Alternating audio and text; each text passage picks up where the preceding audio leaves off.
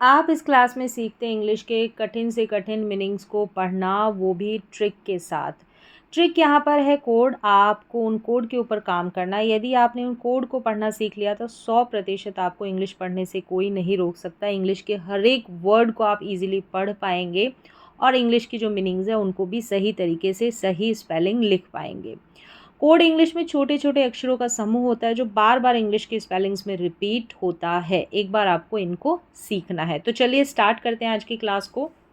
तो यहाँ पर हमारा जो पहला कोड है, इसके लास्ट में ENT आ रहा है। स्पेलिंग में बार बार ये भी मोस्टली रिपीट होता है। इसको एंड करके पढ़ा जाता है, ENT को एंट।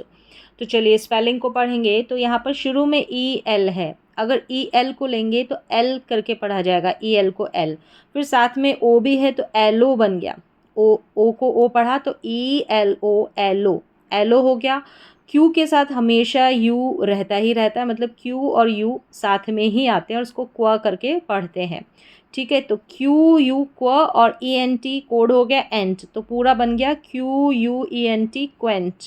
तो पूरी स्पेलिंग हमारी क्या बन गई, ELO एलो और QUENT क्वेंट, एलोक्वेंट।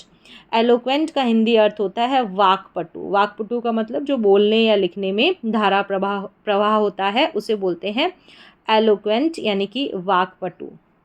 इस स्पेलिंग के लास्ट में भी बार बार रिपीट होने वाला कोड है OUS। इसको अस करके पढ़ा जाएगा। तो चलिए पूरी स्पेलिंग देखें क्या बनती है हमारी। ME को आप म यहाँ पर पढ़ेंगे। ठीक है, ME को मी भी पढ़ा जाता है, कई स्पेलिंग्स में मे भी पढ़ते हैं। यहाँ पर आप पढ़े सही उच्चारण के लिए ME को म और TI को टी। तो हो गया म टी। फिर है CU, ये भी रिपीट होता है, इसको कई बार कू करके पढ़ा जाता है। यहाँ पर हम क्यू करके पढ़ेंगे, CU को क्यू, तो ही हमारा सही जो है स्पेलिंग बनेगी उच्चारण में। तो फिर से देखिए ME म TIT CU म टी क्यू, और लास्ट में अस जो है OUS लिखा है, उसको अस पढ़ेंगे ना तो L के साथ जुड़ जाएगा तो लस बन जाएगा।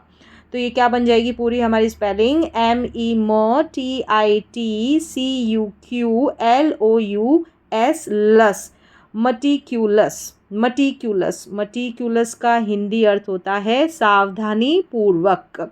जबकि किसी काम को बहुत ध्यान से, सावधानी से और छोटी छोटी बातों को ध्यान में रखते हुए करना, तो उसको हम बोलते हैं इंग्लिश में मटिक्यूलस, मटिक्यूलस।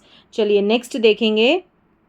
इस स्पेलिंग को देखें, यहाँ पर जो है EXEM, इसको साथ में पढ़ेंगे EXEM, एग्ज़ैम, एग्ज़ैम, EXEM को पढ़ेंगे एग्ज़ैम, एग्ज़ाम। फिर है PLI, प्ली, एग्ज़ाम प्ली, और लास्ट में FY है, इसको फाई करके पढ़ेंगे, इसको फी नहीं पढ़ेंगे। ठीक है, फी नहीं पढ़ना है, फाई पढ़ना है। फिर से देखिए EXEM को एग्ज़ाम पढ़ेंगे, एग्ज़ाम। यहाँ पर ई को ई पढ़ा जा रहा है तो एग्ज़ाम, PLI प्ली, और FY फाई, प्ली फाई। तो पूरी स्पेलिंग हमारी क्या बन गई, एग्ज़ाम्प्लीफाई, एग्ज़ाम्प्लीफाई। एग्ज़ाम्प्लीफाई का मतलब होता है उदाहरण देना, उदाहरण देना, तो उसको कहेंगे एग्ज़ाम्प्लीफाई, एग्ज़ाम्प्लीफाई। चलिए नेक्स्ट स्पेलिंग देखेंगे। तो यहाँ पर इस स्पेलिंग को देखते ही आप इसको पढ़ेंगे बिलीगरेट, इस तरीके से, गरेट, बिलीग्रेट या बेलीग्रेट, इस तरीके से।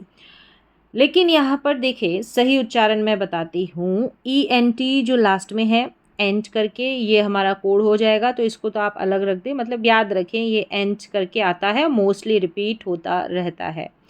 तो यहाँ पर BE को पढ़ेंगे BE हमारा बी बनेगा।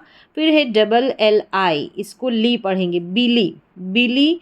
फिर यहाँ पर जी के बाद में ई है तो यहाँ पर जी को ज पढ़ेंगे, जी के बाद में ई है, नहीं तो इसको ग भी पढ़ देते हैं।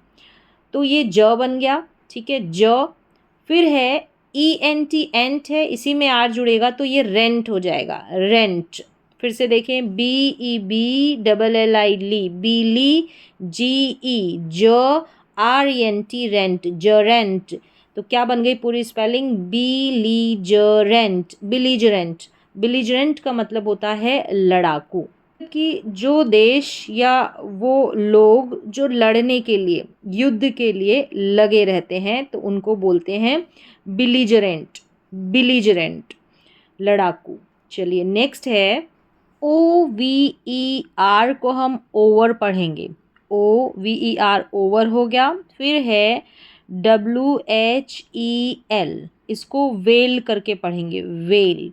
यहाँ पर जो H है W के बाद में, ये साइलेंट है, ठीक है, तो ये बन गया।